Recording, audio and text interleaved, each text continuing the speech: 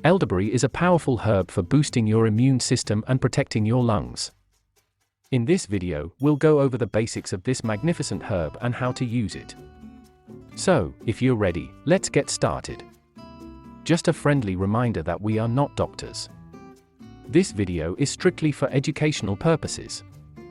Elderberry, sometimes known as sammucus, is a popular plant in recent years.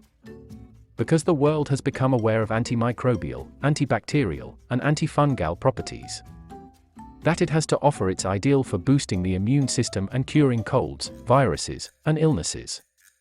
Elderberry has long been used to make teas, juices, jams, pies, and other confections.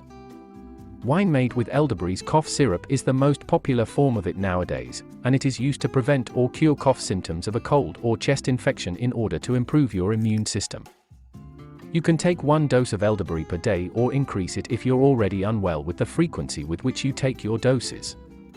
Keep in mind that, while elderberry is widely thought to be safe, you don't want to overuse it, so always consult your doctor for the best usage and amounts.